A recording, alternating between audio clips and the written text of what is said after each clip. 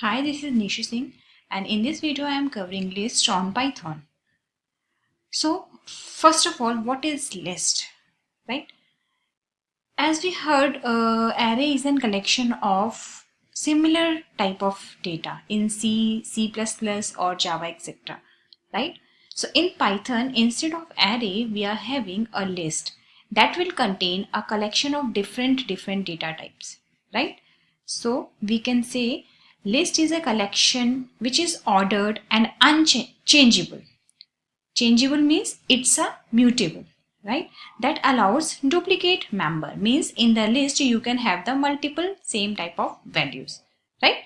Now let's suppose if I am creating a list, so first we need to create a variable. Let's suppose the variable name is list and we create a list by using square brackets.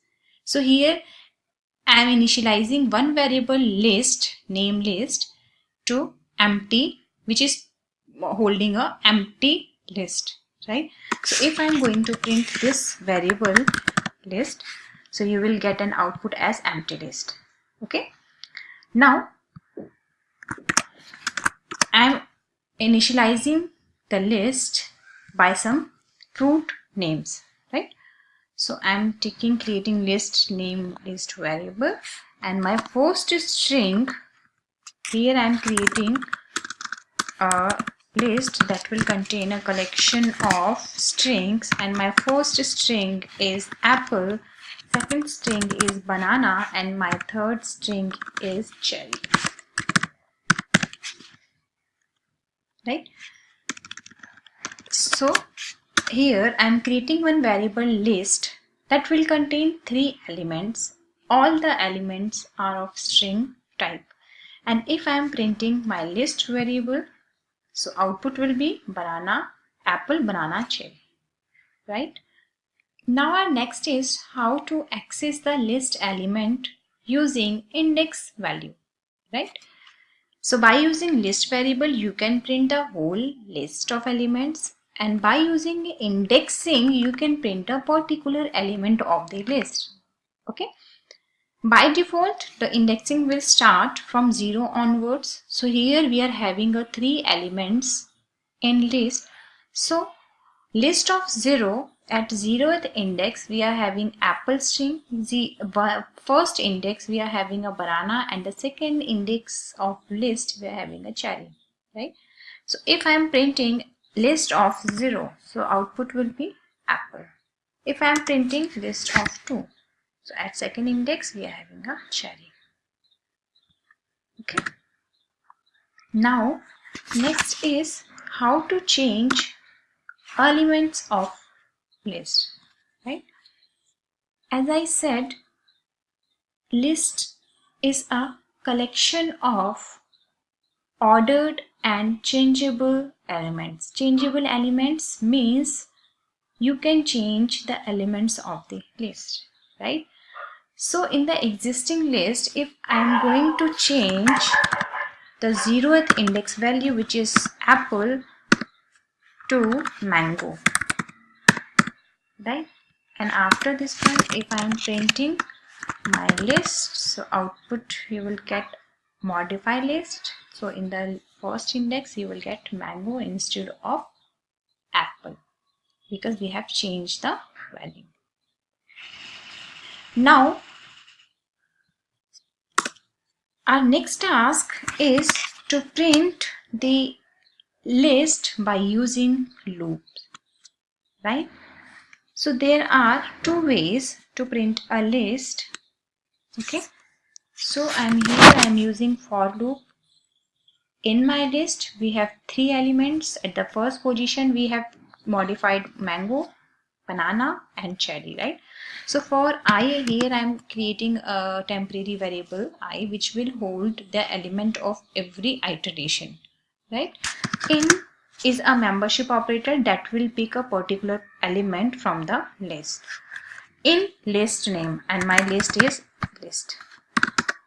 Header is terminated by colon, and then inside this one I am printing the I value, right? So what we are trying to do here is we are going to pass the whole list. This membership operator will pick one element, and that element is stored in I, and we are going to print the I variable in the iteration, right? So if I am printing this one, this will be the small p. So if I am printing, so we will get the output mango, banana, cherry, right? In the previous case, if I am printing a list by list variable, so you are getting a output as in list. But here we are printing a element of list, not the whole list. We are printing the element, right? So elements are 3. So first mango, second banana, and third one is cherry, right? Now, if we are using a we are checking whether a element is existing in the list or not. For that purpose, we can use the membership operator along with the condition checking, right? So my list, I'm checking if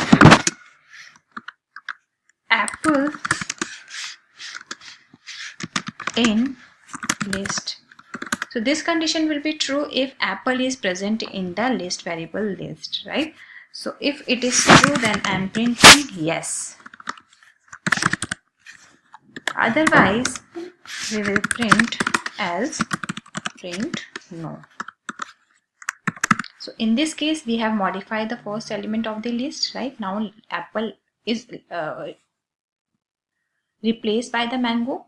So this condition will be false. So we will get the output as no, right? So this is the another example.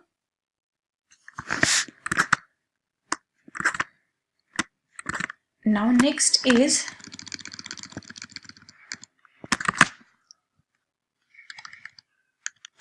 the list in the Python has very special functionality, that is reverse indexing, right? Means you can identify the list in the forward direction as well as in the reverse direction. So in that case, what we can initialize, the last element is stored at the -1 indexing. So in this case, what we can do, the cherry is stored at the indexing 2 and indexing -1. So if I am printing list of -1, so you will get an output cherry because it supports a reverse indexing. And if I am printing a list of 2, then again you will get a cherry, right? So in Python, the list has forward indexing as well as backward indexing. So second last element, which is banana, is stored at location -1 and at location 1, -2 and 1, right? So if I am printing -2 and here 1, so in both the cases you will get an banana. Okay.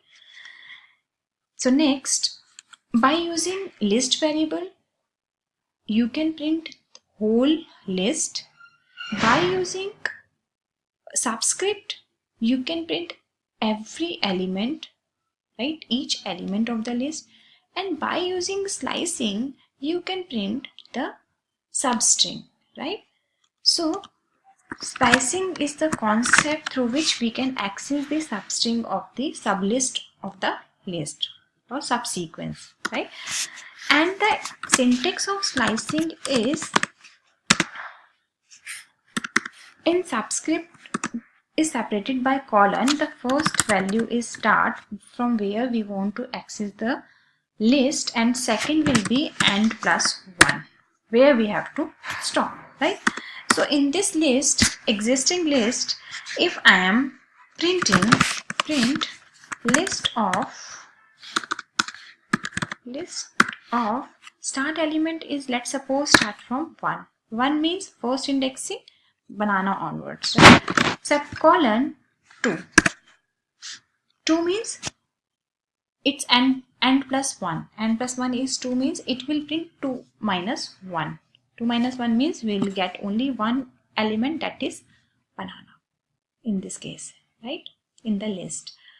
And if here I am printing 3, 3 means n minus 1, 2.